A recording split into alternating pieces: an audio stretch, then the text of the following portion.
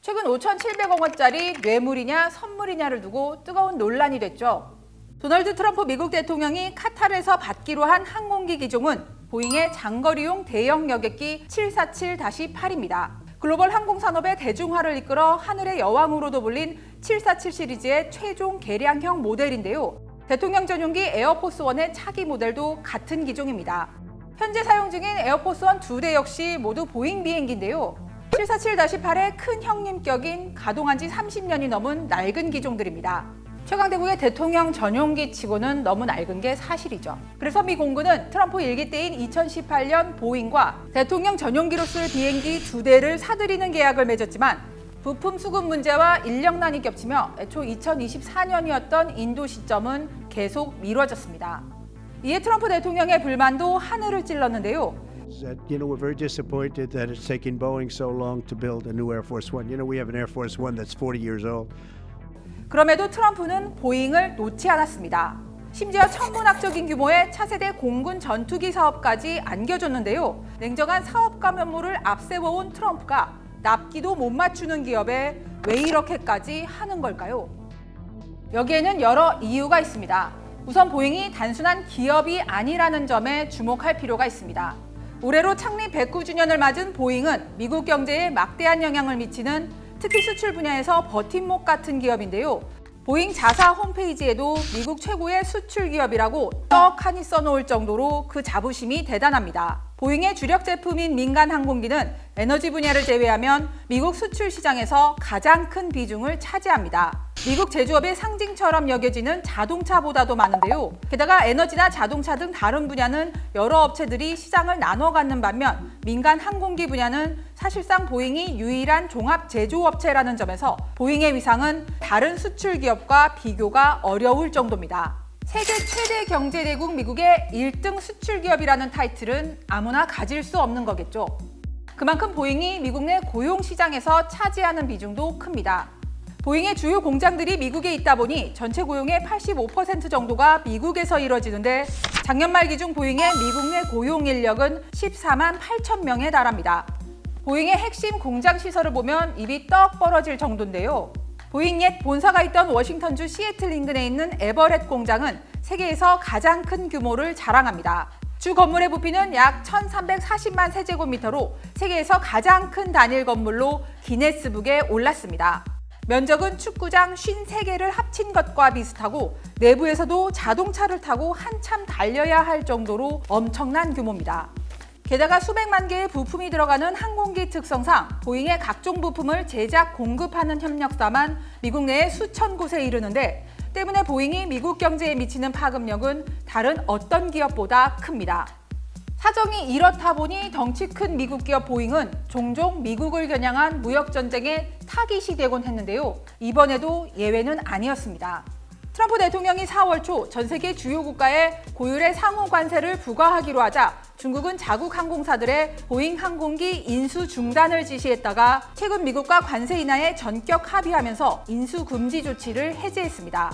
유럽연합은 보복 관세 대상에 보잉을 추가한 것으로 전해졌는데 특히 민간 항공기 시장은 유럽 기업 에어버스가 보잉과 함께 시장을 양분하고 있다는 점에서 무역전쟁의 무대가 되기에 손색이 없습니다. 에어버스는 처음부터 보잉 등 미국 항공기업의 독주를 견제하기 위해 프랑스, 독일 등 유럽 기업들이 컨소시엄 형태로 만든 회사인데요. 이런 점을 고려하면 유럽 입장에서 보잉 규제는 미국을 견제하는 동시에 에어버스로 대표되는 유럽 항공산업의 경쟁력을 키울 수 있다는 점에서 일석이조인 셈입니다. 당장 중국이 보잉 항공기 인수 중단을 지시했을 당시 에어버스가 반사 이익을 볼 것이라는 전망이 나오기도 했습니다. 보잉의 또 다른 핵심 사업군인 군용기는 또 나름의 특수성이 있습니다.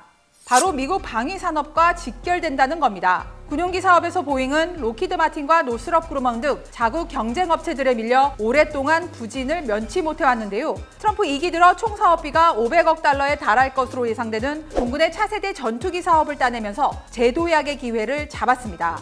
이를 두고 트럼프 정부가 대표적인 미국 기업 보잉이 그대로 주저앉는 걸 놔두기 어려웠을 것이라는 해석이 나왔는데요. 여기에는 보잉이 차세대 전투기 사업을 잡기 위해 2023년 거액을 투자해 대규모 제조시설 구축에 나선 데다 글로벌 본사까지 시카고에서 워싱턴 DC와 가까운 버지니아주로 옮기는 강수를 둔 점도 영향을 미쳤을 것이라는 분석이 나옵니다. 워싱턴 DC에 밀집한 연방정부기관과 의회와의 관계 개선을 노리는 차원이라는 건데요. 이쯤에서 주목해 볼 게 보잉의 로비력입니다. 로비 자금 정보를 제공하는 비영리 단체 오픈시크릿에 따르면 1998년 이후 보잉의 로비 지출액은 총 3억 5,700만 달러, 우리 돈 약 5천억 원으로 기업과 단체를 합해 전체 9위. 기업만 놓고 보면 GE에 이어 두 번째로 많았습니다. 최근 10년을 놓고 봐도 매년 1,300만 달러 이상은 썼는데 정치인 대상 로비의 경우 공화당과 민주당 모두를 가리지 않았습니다.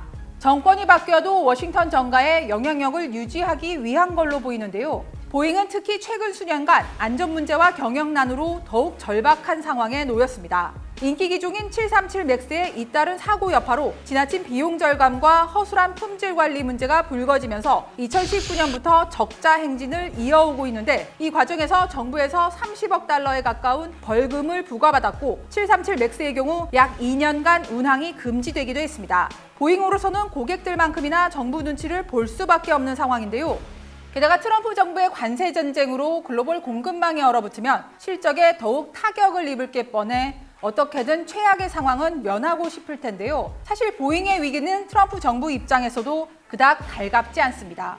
미국 수출 제조업의 상징인 보잉이 악순환에 빠지는 건 제조업의 부활을 내세워온 트럼프 대통령에게도 부담스럽기 때문입니다. 이런 이유로 보잉이 트럼프발 무역 전쟁의 약한 고리가 아니냐는 평가가 나옵니다. 앞서 미국 정부와 갈등을 빚던 중국과 EU가 보잉 때리기에 나선 것도 비슷한 맥락이었죠. 거꾸로 트럼프와 거래를 원하는 국가들은 트럼프의 환심을 사기 위해 보잉 구매에 나서기도 하는데요.